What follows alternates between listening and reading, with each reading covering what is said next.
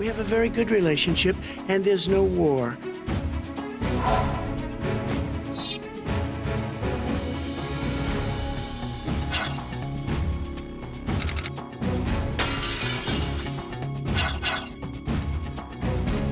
What has he done? He's legitimized North Korea. He's talked about his good buddy who's a thug.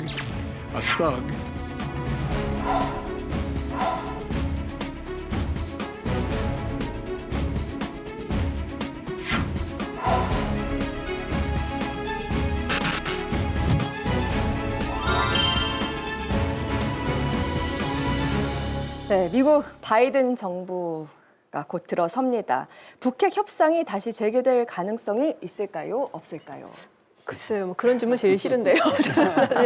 이게 안 드릴 수가 없습니다.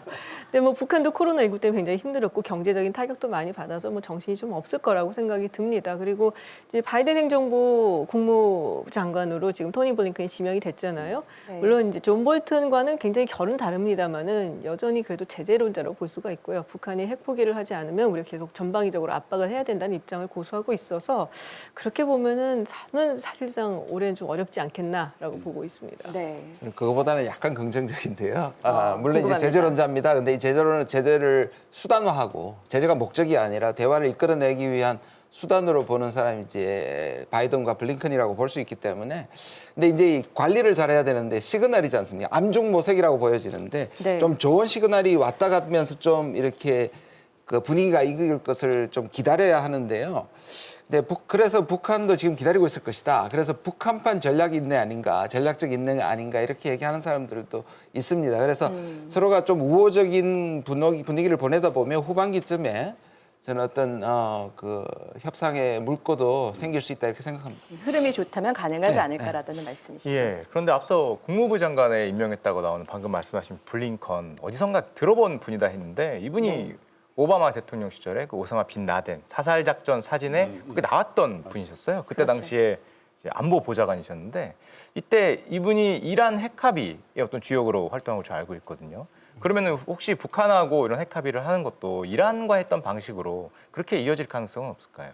저는 좀 다르다고 보거든요. 이란하고 북한은. 당시 네. 이제 이란 같은 경우는 이제 핵능력을 동결을 하고 그리고 핵사찰을 받고 그러면 이제 경제 제재를 풀어주는 방식이었는데 이란의 핵능력과 지금의 북한의 핵능력은 상당한 차이가 있어요. 당시에는 뭐 이란 같은 경우는 우라늄 농축하고 기술을 이제 발전시키는 상황이라면 북한은 우리가 뭐 얘기는 하지는 않습니다. 사실상 핵무기를 보유한 것이다라고 보는 사람들도 많거든요. 네. 그래서 원하는 것도 그렇기 때문에 굉장히 다를 것이고 그렇다면 그걸 받아들여 줄 것이냐 미국이 그걸 받아들여 줄 것 같다라는 생각은 좀 안 들어요. 그리고 이란 핵 합의를 이끌어내는 데에도 상당히 오랜 시간이 걸렸습니다. 그래서 지금 당장 우리가 북한과의 어떤 핵 합의가 이루어질 거라고 기대하기는 조금 시기상조가 아닌가라고. 어렵다라는 말씀이시죠. 저는 긍정적인 면하고 부정적인 면이 다 있다고 보는데요. 일단은 말씀하신 것처럼 기계적으로 이란 핵 합의 안 자체를 북한에 적용시킬 수는 없습니다.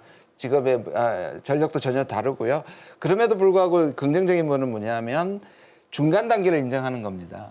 이전에 트럼프 대통령이나 볼턴은 일시적, 포괄적인 해결을 원했었는데 이 이란 협의 자체가 스몰 딜이고 좀 길게 본다는 의미에서 네. 비핵화가 당장 이루어지지는 않겠지만 중간 단계를 인정하는 것은 북한이 수용할 가능성이 있다는 점에서 좀 긍정적입니다. 알겠습니다. 사실 지난 트럼프 정부 때는 한국이 북핵 협상에 있어서 역할이 있었거든요.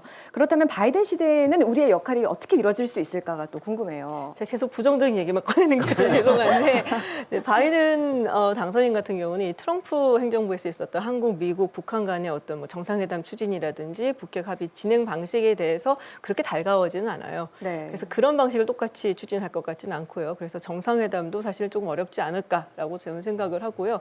그리고 북한도 사실은 굉장히 우리에 대한 신뢰를 많이 잃었습니다.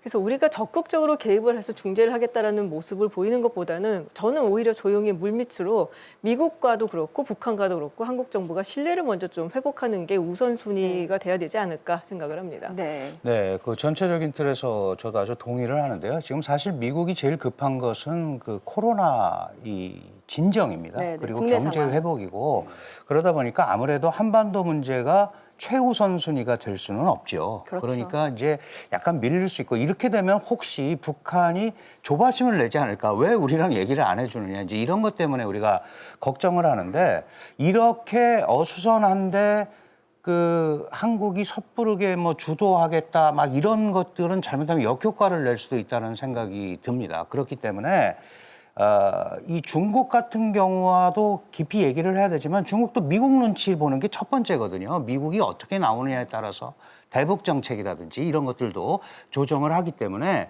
저는 어쨌든 지금 김준일 박사님 지적하셨지만 북한이 실질적인 9번째 핵 보유국의 입장에서 자꾸 움직이려고 하니까 그거를 어떻게 하면 장기적으로 관리할까라는 차원에서 우리가 접근하는 게 굉장히 중요하다. 그리고 그게 남북한 간의 양자 문제로 절대 해결되지 않은 이미 다자 문제가 됐기 때문에 다양한 실체들을 끌어들여서 안정적인 북핵 관리를 추진하는 공감대를 먼저 만드는 작업들, 그게 물밑 협상이 됐든 아니면 대외적인 어떤 메시지가 됐든 이런 것들을 마련하는 게 우선 중요하지 않나 이런 생각이 듭니다.